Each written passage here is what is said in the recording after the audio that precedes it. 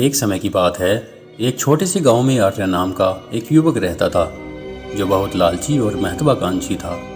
वह हमेशा रातों रात अमीर बनने का सपना देखता था।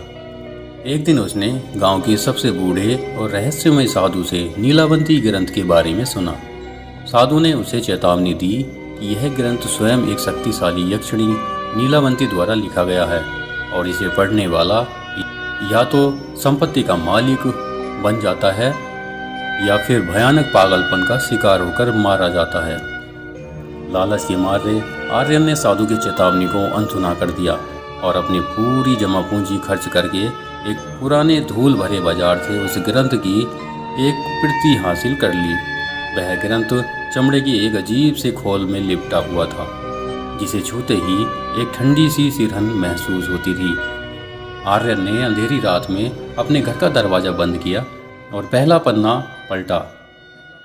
पहले अध्याय में पशु पक्षियों से बात करने की विद्या थी। आर्यन ने एक मंत्र का जाप किया जैसे ही ग्रंथ में बताया गया था। अगली सुबह जब वह उठा तो उसे अपने कानों पर विश्वास नहीं हुआ। बाड़े में बंधा उसका कुत्ता उससे अपनी भूख के बारे में शिकायत कर रहा था और पेड़ पर बैठी चिड़िया आपस में मौसम की बातें कर रही थीं। आर्यन की खुशी का ठिकाना ना रहा।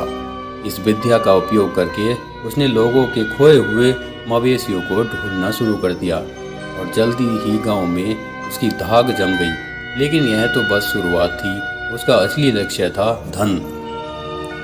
आर्यन ने ग्रंथ का दूसरा भाग खोला जिसमें जमीन में दबे खजानों को खोजने के गुप्त संकेत और मंत्र दिए गए थे। उसने एक रात एक पुराने बरगद के पेड़ के नीचे जाकर ग्रंथ में दिए गए एक जटिल अनुष्ठान को शुरू किया। अनुष्ठान के दौरान आर्यन ने महसूस किया कि उसकी आंखें जल रही हैं और उसके कान में कोई धीमी भयानक आवाज़ फुसफुसा रही है। यह आवाज़ स्वयं नीलावंती यक्षिणी की थी जो उसे सावधान कर रही थी। डर के मारे उसने अनुष्ठान को बीच में ही छोड़ दिया और घर भाग गया। वह रात आर्यन की जिंदगी की आखिरी रात थी। ग्रंथ के ज्ञान को अधूरा छोड़ने का परिणाम भयानक था। अब आर्यन को हर जगह यक्षिणी की भयानक परछाई दिखने लगी। पशु पक्षियों की बातें जो पहले मीठी लगती थीं अब उसके लिए दर्दनाक शोर बन गईं।